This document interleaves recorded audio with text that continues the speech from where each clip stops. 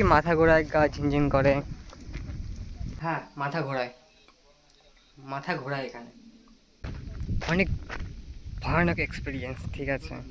এই প্লেসের ভিডিও করতে এসে যে আমাদের সাথে এমন ঘটনা ঘটবে কখনো ভাবতে পারিনি। খুবই খারাপ অবস্থায় ফেসে গেছি। করতে হতে পারে। এইমাত্র এই বগির ভিডিও করে আসলাম আমরা, কোনো কিছু তেমন ফিল হয়নি, ঠিক আছে। বাট যখনই এই বগিতে চড়েছি আমরা। হ্যালো বন্ধুরা, আমি আকাশ আর তোমরা দেখছো আমার চ্যানেল জার্নি উইথ আকাশ। খুবই দুঃখজনক বিষয়, আজ থেকে প্রায় 15 বছর আগে ঝাড়গ্রামে যে জ্ঞানেশ্বরী এক্সপ্রেসে দুর্ঘটনা হয়েছিল, সেখানে 148 জন প্যাসেঞ্জার মারা যায়।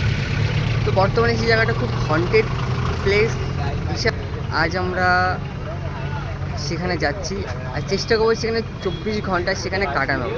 আমাদের ট্রেন হচ্ছে 5:40 সাঁতরাগাছি থেকে, আর এখন বাজে ঘড়িতে 3:04। 3:30 ট্রেন আছে আমাদের হাওড়া থেকে সাঁতরাগাছির। তো ডাইরেক্ট সাঁতরাগাছিকে দেখা হচ্ছে। 13 নম্বর প্ল্যাটফর্মে ট্রেন দিয়েছে।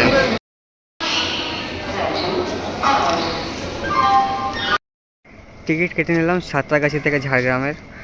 এখন বাজে ঘড়িতে 4টে।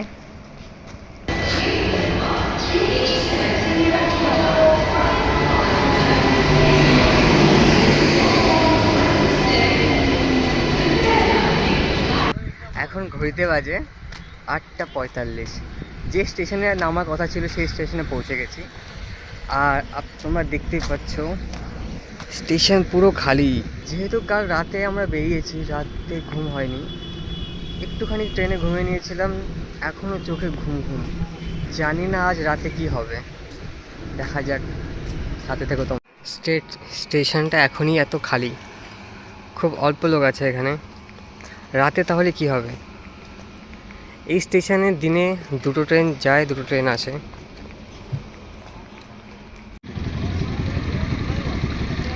এটা আমাদের সকালের ব্রেকফাস্ট, মুড়ি, ঘুগনি, পেঁয়াজ, লঙ্কা আর চপ। এই যে স্টেশন, এখান থেকে 4 কিলোমিটার এগিয়ে যাওয়ার পরে পরিবেশেই পরিত্যক্ত জ্ঞানেশ্বরীর বগি। সেখানে গিয়ে তোমাদের দেখাবো দিনের বেলায় পরিবেশ আর রাতের পরিবেশ। চলো সেখানে গিয়ে দেখা হচ্ছে। দেখো রাস্তার পাশ দিকে দারুণ পরিবেশ। আজকের ওয়েদারটা খুব ভালো। এটা নদী কিনা জানি না ঠিক, বাট এই জায়গাটা হাওয়াটা খুব ঠান্ডা। এতক্ষণ যে গরমটা লাগছিল, এখানে সেই গরম ভাবটা নেই। বাট আমরা কলকাতার সাইড থেকে বিলং করি, তারা কিন্তু সাধারণত এরকম দৃশ্য খুব কমই দেখেছি আমরা। দেখো এখানে নিচে লাল মাটি, এখানে একটা পুকুর টাইপের কিছু, গাছপালাতে ঘেরা অনেক। দেখো বন্ধুরা, 15 বছর আগের এই যে ঘটনাটা হয়েছিল, ট্রেনটা কি অবস্থা হয়েছে।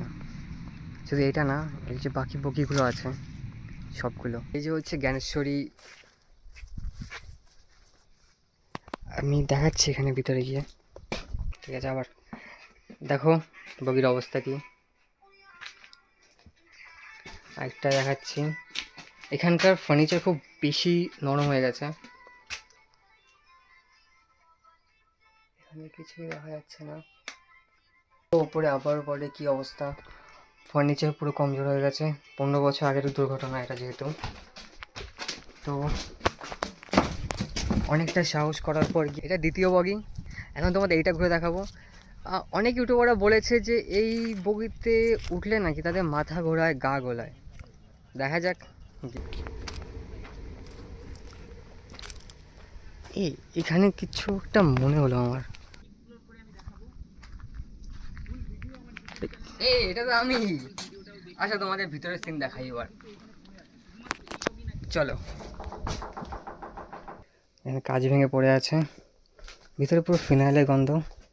হ্যাঁ দেখো সব ভেঙে চুরে পড়ে আছে, সব ভেঙে চুরে পড়ে আছে। এখানকার প্লাইও খুব কমজোর হয়ে গেছে।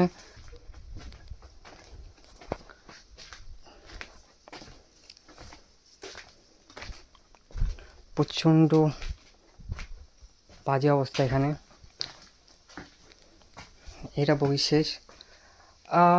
হয়তো আমি একটু ভয় পেয়েছি বা হয়তো একটু গা গুলিয়েছে বা মাথা ঘুরিয়েছে, বাট অতটাও না যতটা বলা হয়। এইমাত্র তোমাদের এই বগিটা দেখালাম। এবার সবাই বলে এই বগিটায় নাকি মাথা ঘোরায়, গা ঝিনঝিন করে। বগিটায় ঝিনঝিন করার কারণও আছে, কারণ দেখো কতটা অ্যাঙ্গেল বেঁকানো। ঠিক আছে, আমি দেখাচ্ছি, বুঝতে হয়তো পারছো।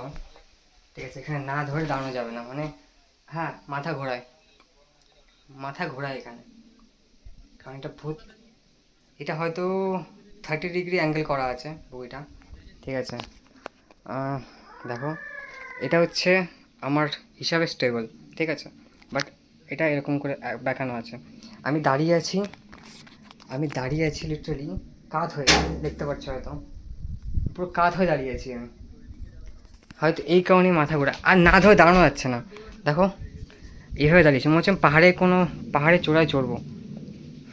হ্যাঁ, এটা হয়তো হন্টেড বলতে পারি না,